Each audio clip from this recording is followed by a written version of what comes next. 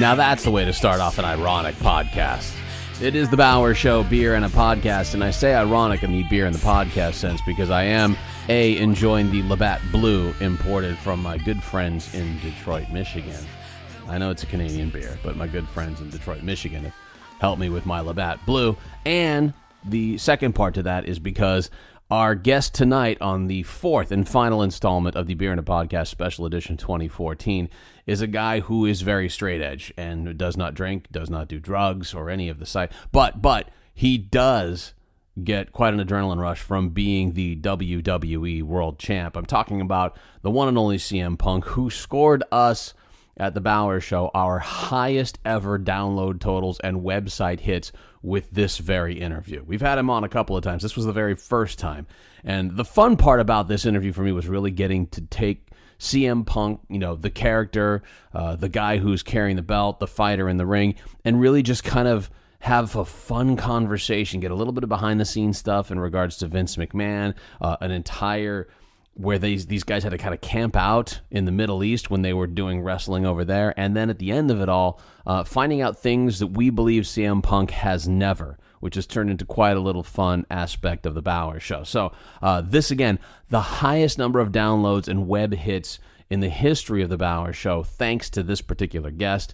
And at the end of this all, I almost didn't think we were going to be able to keep him in the studio. I honestly, not because Punk didn't want to be there. He did want to be there. He was having fun, but he had wranglers who I think were getting a little concerned with the lines of questioning that we brought to the table. But here you go, CM Punk, WWE.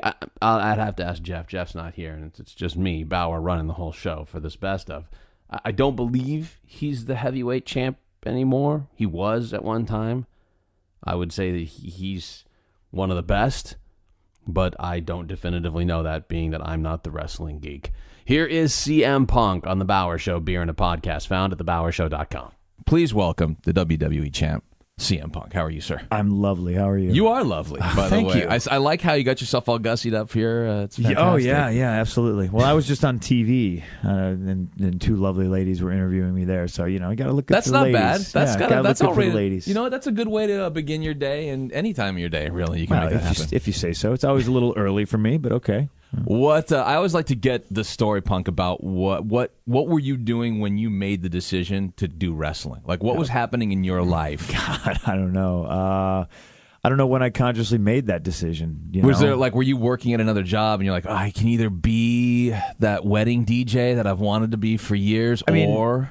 Are we talking? Because it was something I've always done. So there was never any moment where I was like, I'm doing this and I don't like this. I'm going to do this. I always wrestled. Okay. So it was always there. I remember watching Roddy Piper on the TV when I was a kid and just kind of being like, wow, this guy smashes people in the face, talks trash, and he gets away with it. And I assumed everybody on television when I was a child was just a multimillionaire. Right. So I was just like, it looks like a fun job. Let's do it. And he doesn't have the police hauling him away after each episode. Right. So yeah, he was a really good villain, and he made me want to do what I do now. Is there a point where on like even a financial level, you had to go, okay, I've either got to fully commit to the wrestling or I have to do that 100%. This. Yeah, the last real world job, I like to call it, I had was I was a lab tech at Underwriters Laboratory in Northbrook, Illinois. It was a legit job, benefits, strict hours, and all this cubicle. Stuff. Yeah, and I always had other jobs to support my wrestling habit, which is what we like to say, and one day I remember I was I may or may not have been sleeping at my desk. What? And my boss... Hold on, let me imagine that at a lab job. Hold on a second. Okay, got it. Yeah, it's my boss walks in, and I kind of looked up at him, trying to pretend like I was doing something. Right. And I just looked up at him, and he had this look on my face, and I went, "Oh, I'm fired, aren't I?" But I said it just like that. And you can't see it because it's radio, obviously, but I had this big grin on my face. And I was just like, sweet. With a little bit of a question, like, I'm fired, aren't I? Right, like, huh? After that, it was like full court press. And that was 2002, beginning of 2002. It was full court press. I was like, okay, well, all right. I get a certain amount of, severance, whatever. Mm-hmm. And I was just like, I'm just going to go for it. I picked up my bags. I I moved to Philly, where predominantly a lot of the work is on the East Coast. So if I was in Philly, I could drive to New York. I could, I could go everywhere, and it just kind of blossomed from there. Wow. We're talking with CM Punk, WWE champ. Questions that I've got for you. What about the Bears this year? Oh, come on. Now you got Brandon Marshall there. It's kind of interchangeable. You could say, what about the Bears? You could say, what about the Cubs? What about the Bulls? But right now, you have to have hope with the Bears, yes? I think you got to have hope with a lot of the teams. You have hope with the Bulls, and then, Derrick Rose goes down. Yeah. With the Bears, I'd say this is the best hopeful season we've had in quite some time. Where does the... not necessarily the first pitch, but I like the seventh inning stretch. Yeah, that was because where does that fit into like the grand scheme of and I wouldn't even say you went out with the accomplishment of wanting to do something like that, but that's got to be a major lifetime accomplishment. To say I got the entire Wrigley Field singing the seventh inning top stretch. 3, I think definitely. Yeah, it's got to land in there somewhere. Yeah, that was mind-boggling. I mean, I've thrown pitches, and that was the third time I threw a pitch at Wrigley. Which it's still intimidating. It's still awesome. I still love doing it. But there's that moment like right before you throw it, you're like, please just don't you walk onto the mound and it's wow, this is a lot farther than I thought it would be. And no matter how much you practice, there's not 40,000 people watching you when you're practicing. So it's a daunting task. But the seventh inning stretch was next level stuff. That was amazing. 2 things. One, and both of them revolve around the same guy. Have you ever had a chance to meet Bill Murray? No, I don't think I have. There was footage this weekend of Bill Murray at a AAA for the Yankees game, rain delay, with the tarp out on the field. Bill Murray with his Hawaiian shirt on and his shorts, running the bases and then sliding in headfirst. What would be your move on that tarp? Like on the rain delay, just having a great time out there. Well, I think just like everybody else, I'd use it as a big slip and slide. Yeah. Actually, a lot of people at Wrigley last time, they kept making the joke like, what are you going to do different this time? You throwing a pitch. And I tried to throw a knuckleball, which wound up being quasi-disastrous. I got it over the plate, but it was like way high and inside, you know? But right. I mean, that's the way I live my life. I figure, okay, I already threw a pitch. I got it over the plate. What's the next thing to do? I always got to set goals for myself. So I jokingly, in passing, said something about me getting up on the mound and just dropping my pants. I would have my gear on, so I wouldn't be butt naked. But they're like, "Well, that would definitely be a first. Nobody's ever done that." So look for that in the future. That might be happening. We got to have goals. Punk. Yeah, absolutely. That's a good one. My goal was to throw a pitch from the mound at Wrigley in a Speedo now. Oh, good. There you go. So you're not going thong yet? No. Okay, that'll be next, I suppose. Good. That'll be when and then after that, I guess it's naked. I don't know. Then it's just pasties. That's how it's going to work. All right, so last time I talked to you, which was a couple of years back at Sirius, we were talking about the Pepsi tattoo. Yeah. And we were talking about straight edge. I realized I didn't think I ever asked you this. Was there ever a point in your life where you had alcohol or found yourself like in that kind of, this is why I'm not going to do this again? No, it's a pretty typical question though, because people are always interested. They ask, is there that moment? Was I, like dependent on alcohol or was drugs, and then the straight edge is what keeps me sober. Right. No, what I always tell people is I was born this way. So for me, it's not a lifestyle. Mm-hmm. I think going out and partying and getting drunk every night, to me that's a lifestyle. That's insane. This is just who I am. It's how I've always been. Yeah. I like when I talked to Hal Sparks, I remember him talking about being very straight edge as well. And for him, there was never a moment that encapsulated it. Like you saw something to happen to somebody. It's just been a part of who you are. Right. I just never saw a reason to drink, I suppose. We were talking earlier before you got here about the WrestleMania curse. More specific, the CM Punk WrestleMania curse. The suspensions? Suspensions. But I also was wondering, like, in relation to that, how do you believe in curses, period? No, I don't believe in luck. I'm not superstitious. There's no superstition that you have. We've talked about Boggs eating the chicken or anything like that. So there's nothing like that you have to do before you. No. I mean, every time I throw a pitch out in any major league ballpark, I jump over the third base line a la Turk Wendell just because. Nice. Right, but it's more of an homage. Right, it's not you really believing. I don't believe if I step on the third base line, anything bad's going to happen. But it's kind of like it's just a good natured rib, like. between me and my friends. You know? We always watch Turk Wendell do it, so I might as well do it myself. Well, and clearly what we know now is you've got the Speedos on underneath. You have to have that. I always have my gear on at a moment's notice. That is a key. Because we're talking about like Calvin Johnson, who I'm a huge Lions fan, and Calvin Johnson getting the cover of Madden. And you know something about being the cover boy of a video game as well. Right. That there's the Madden curse. That Madden curse, it seems to be pretty real, right? Huh? Yeah. Right? So you got to I got to be concerned. I'm just waiting to know when that is going to happen, when the injury is going to occur. How many weeks do I have? What are your thoughts on that injury to Calvin Johnson? When does it happen? Before week 8? I'll be positive. I'm a big advocate of positive mental attitude. So I'll say that Calvin will be the first one to break the curse. Look at you! Yeah, wow. I don't want to wish injury on anybody. Wow. Plus you know I'm the cover of a video game, like you just said too. So probably say something and have an anvil fall on my head. Give me your favorite Vince McMahon story. Maybe it's a personal one. Maybe it's one. I'd like to know something that we all haven't seen, but like your favorite McMahon story. Oh boy. I don't know if anybody, and I didn't see the edited version, and I don't know if we put it out, but we recently had the Hall of Fame day before WrestleMania, and Edge was being inducted. He was the big inductee this year. He told a story which he neglected to add that I was a part of, shockingly enough, and it involved it was really weird. It was my first. I'd been on the road maybe 5-6 months, and I got the call spur of the moment. Hey, somebody's injured. Somebody's, I don't know, suspended. Whatever. You're going to Iraq. Oh, okay, cool. I'll pack my bags.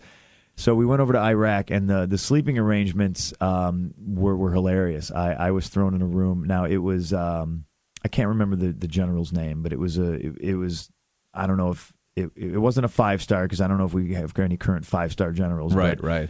Whatever the biggest general was, he was in our room. It was me, JBL, Undertaker, Edge, and Vince McMahon. All bunking. Legit bunking. Literally bunking. I was on the top bunk and JBL was on the bottom. To the right of me was, Vince McMahon, and I think we let him have like his own bunk, so there was nobody above or below him. And then to my left was Undertaker, and I think Edge was top bunk. And there's a giant bed in the middle of the room, because these are like giant palatial estates. Yeah. There's Saddam's palace. So this is not like under a tent someplace. It was like legit. We stayed in Saddam's palace. Wow. So, they just called it the hotel. And there's one giant bed in the room. We gave it to the general, obviously. It was his show. Right. And, I didn't have to fight any of you guys for it. I was just one of those moments where I'm just laying there awake thinking how bizarre my life is. I'm in a bunk bed with JBL, and like Vince McMahon is over here, and then all of a sudden I just hear somebody let one out. Somebody just farts. Yeah. And then you just hear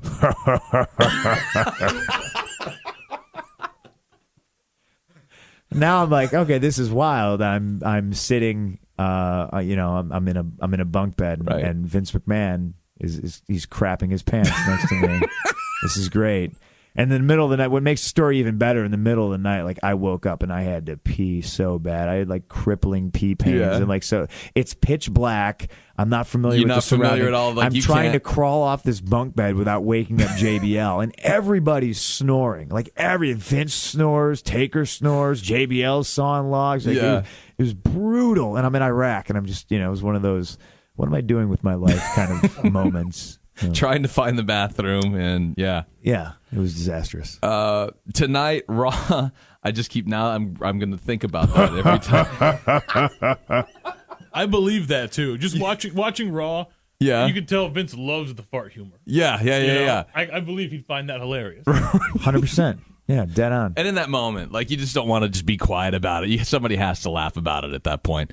I want to do a couple of I bet CM Punk is nevers with you, if that's okay. All right? Absolutely. Absolute honest. Here we go. So I'm going to start off with, I bet CM Punk has never played 18 holes of golf. Am I supposed to say true or false? You say true or false, and then if you've got a story behind it, please do. The last time First and last time. Well, I mean, mini golf, you know. Okay, all right. So you're getting me on a technicality there.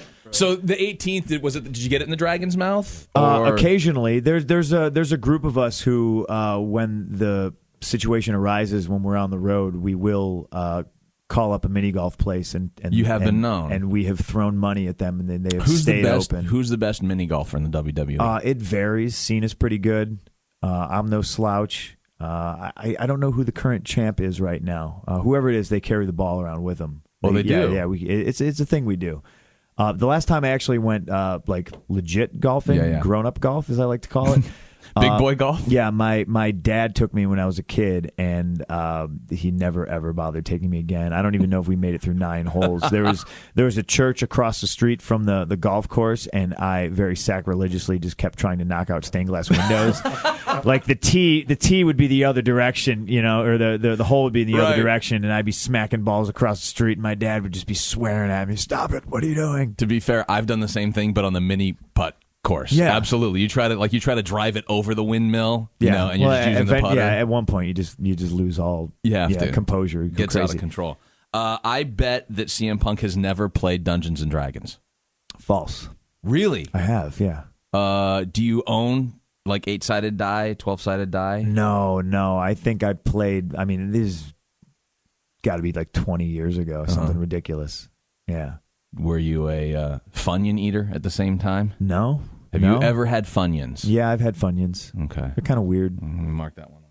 All right. Yeah, you guys. Sorry, I didn't mean to ruin one of your questions. No. I bet CM Punk has never won big at roulette. I've never played roulette. You never have? No. Not a gambling guy. At all? No. Poker, nothing? I mean, I suppose I've dabbled, but I honestly don't think I've ever like thrown money down at a casino or anything like that. How about, do you guys wager when you play putt-putt golf? That varies. Okay. I think at the beginning everybody puts in whatever the dollar amount is, right. You know, $5-10 or whatever. Somebody wins the pot. Side betting is nice. is a very healthy endeavor during the game. You know, can you guys imagine like just showing up at the putt-putt golf area and there's like the entire like raw roster piles out? Oh well, it's after hours. It's always after hours. It's always late night. Always Get them late. to keep the lights on for you. The whole thing. Absolutely. That would be so much fun. Yeah, we got to have the place to ourselves. Of course, of course. I bet CM Punk has never had a mani-pedi. False. Really? Yeah. Hold on a second. Was this was it like a wedding or something you had to do this for? Because you don't seem like the kind of guy that would go get a mani-pedi. No, and it's been years. When I was in Louisville, Kentucky, in the developmental territory, OVW at the time, I was dating one of the girls. What? Hold on. That's a shocker, right? Yeah, and I don't know. It was. I wound up going with her like once or twice. I don't know if it was just pure. I was in Louisville. There was nothing else to do. Right. It was pure boredom. What are you or gonna do? What the deal is? I was fascinated to find out that they like rub your feet. So after that, I was like all in. I was like, free foot rubs. Well, not free, but you know what I mean. You know. Let's do this. We're going to take a quick break here. When we come back, I've got 3 more. I bet CM Punk has nevers, and then we'll wrap things up here. This is good. This is fun, stuff. right? Yeah. It's the Bauer Show, Beer and a Podcast, and we are listening to a very special edition when CM Punk, the WWE Heavyweight Champ, joined us in the studio. I still am a little in awe that CM Punk has had a mani-pedi in the past.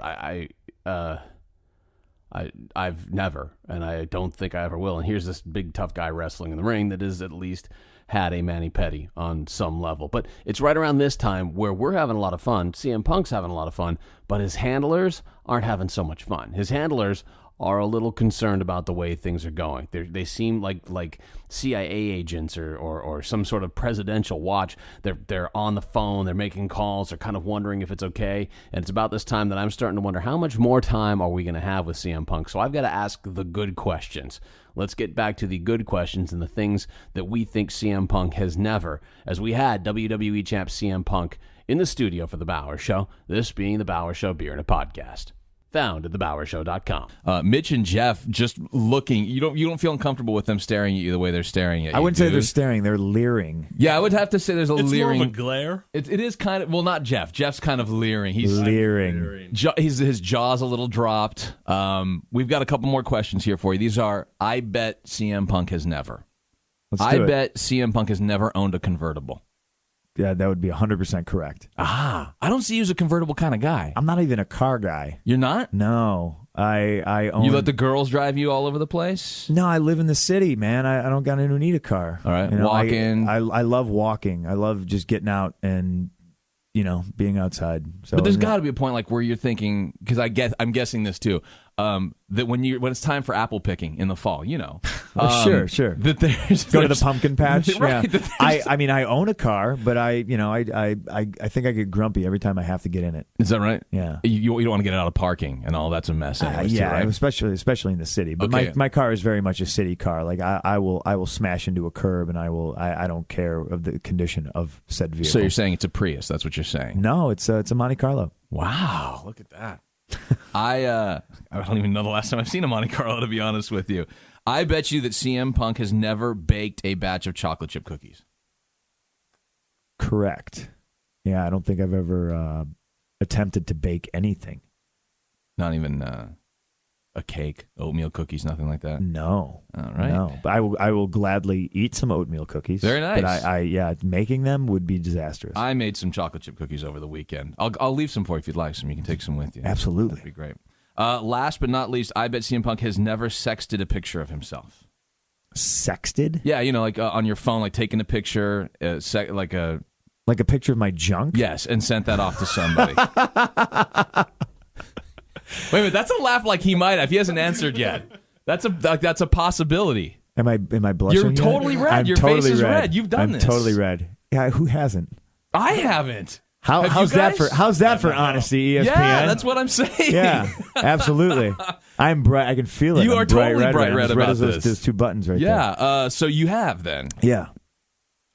It's got to be different for guys like you though, because I feel like, as it is, my wife doesn't want to see that as much as possible. Well, see, I don't even think it was done in the context you're thinking of. It was more of like just like done. Here, let me take a joke of my junk. Yeah, it was a complete goof. Like right. it wasn't anything like like I wasn't trying to be like salacious. You weren't Brett Favring it up. No, I wasn't. I wasn't trying to get in anybody's pants or anything like that. It was more like probably to my girlfriend, just like like a LOL, hi, like just something stupid, I promised Mitch and Jeff they each get one question with CM Punk. Fellas, who wants to start? Awesome. Okay, Punk, so what I would ask you is that Stone Cold Steve Austin, you, WrestleMania, Dallas. Is that possible? Cowboy Stadium?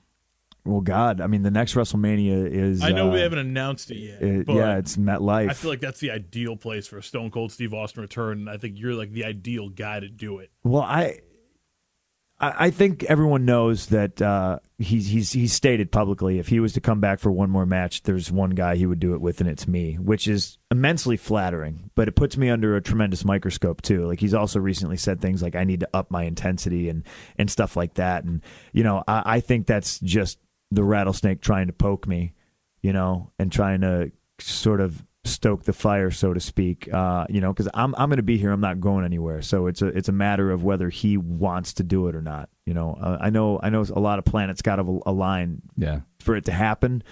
Obviously, if it was in Dallas, that'd be great. He's a Texas redneck, and I'm a straight edge city boy. So I think obviously it's a little oil and water. I think that's why people are fascinated by it. The characters, they don't mix. Yeah. You put CM Punk and Stone Cold Steve Austin in a room together, and both guys come out with black eyes and split lips and stuff like that. It's just on paper those two guys don't get along. Yeah. So I think it has way more potential than Rock and Cena. I mean, sure, they had a little bit of an inflammatory rivalry, but, I mean, we haven't scratched the surface of what me and Stone Cold could do if we're putting a room together. So, is it possible? I'd say it is. Is it 100% going to happen? I can't say. It's not. Did you say he's your dream opponent? Yeah, I think at this point, I really think that's honestly what the wrestling world is waiting for. I think people are just waiting for it to, be finalized and all that. They want to see it bubble up and boil up and get to that I point. think so, and I know I'd have fun doing it. Awesome. I love your Twitter feed. I think it's one of the funniest ones on Twitter right now. Thanks. At CM Punk. By the way, I've learned how to spell from CM Punk better. And I love when fans ask you for tickets. And you say, oh, it's at Will Call or something like that. I just love the sarcasm. A couple months ago, you posted photos from like the WWE warehouse. Yes. What is the coolest thing that you saw there? I saw a lot of stuff there. Most of the stuff I tweeted pictures of. I mean, they had literally they have everything. There was a set of lockers with headbangers spray painted on it. Like that's the most arbitrary piece of. Why do we still have that? Right. But we have this warehouse and literally everything's in it. The ring skirts from WrestleMania 5 were in there. And I just, I'm a big Savage guy. So I was just like, wow, that's awesome. Like literally everything is in there. There was one giant box of like, of sledgehammers. It was like all of Triple H's sledgehammers. If there's anything, I ran across the mariachi outfit that I wore on an episode of ECW one time. Wow! And everything's labeled. It said like Punk mariachi outfit, and I was just like, get out of here! Wow! Like everything from like the hat down to the mustache was in there. So I mean, they literally have everything you can possibly think of. You could throw questions out there, and I don't know if I saw it, but I mean, everything is out there. Canvases, probably from WrestleMania 1 through 28. They're in there. The ring skirts, the ropes, the turnbuckles, all of it. Pay-per-view posters, props. I cannot stress enough. Everything. Two last things. One, your review of George the Animal Steel's first pitch that he threw out. Did you see? Oh, that was great. Yeah. Yeah, that was fantastic. Chewing the leather off the baseball. Absolutely. Yeah, I love that. I mean, what a performer. Yeah. To the end, And lastly, you say you're a Savage guy. Can you do your best Macho Man voice for me? I don't know what's more embarrassing, me attempting this, or saying that I sexted a picture of myself. I don't know. We'll be the judges of that. Let's see. All right. Here we go. CM Punk doing his best Macho Man Randy Savage. I gotta get the pinky up, brother. Yeah. To infinity and beyond. I will sext a picture to the next caller. That's right. Dig it. Very there you nice. go. Very nice. Thank you. CM Punk, once again, you can follow at CM Punk. That's CM Punk. Yeah, Thanks, I'm man. Almost to 1 million followers, which blows my mind. So, Anything big for the millionth? I don't know. I don't know. You throwing out a first pitch in a thong might be. I tried giving free tickets out when I was recently in Birmingham. I thought it'd be something fun to do. My friend Laura Jane Grace from Against Me does it constantly. Always just says, "Hey, the next person who tweets me, there's gonna be 2 tickets. You're on the guest list." And I tried to do that. And it was a disaster. Just a mess. Oh right? yeah, absolutely. Nobody from Birmingham even tweeted me. It was like people from China and people from like. Can you fly me in from Puerto Rico? Yeah, they were all like, "Oh, I'll take the tickets," and I would like look where they're from, and it was like Portugal, and I was like, "Oh, come on, you're missing the." You're missing the point, Yeah. So, and then after that, I have to devise a new system to do that. I don't know. I might just hide tickets somewhere. Ooh, you're like Oprah. Look under your seat. It might be both there. from Chicago. It's about all we have in common. There you go. Yeah, I might do that. Like, if you're in Hartford tonight, go to the statue by the park, and find 2 tickets. I don't know.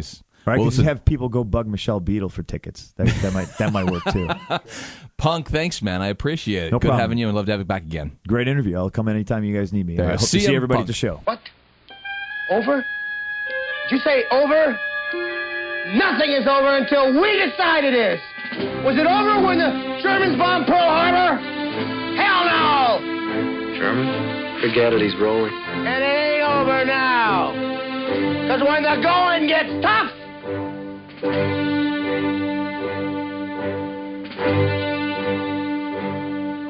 the tough get going. Who's with me?